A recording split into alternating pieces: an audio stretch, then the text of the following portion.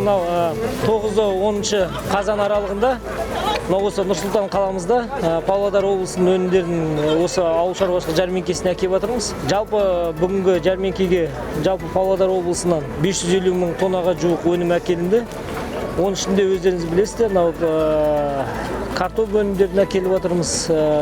Сонымен қатар сәбіз, сонымен қатар ет өнімдері, тағы да басқа құс еті, жұмыртқа, барлық өнімдер әкелінді. Халықтың қолжетімді бағамен арнайы келіп отырмыз.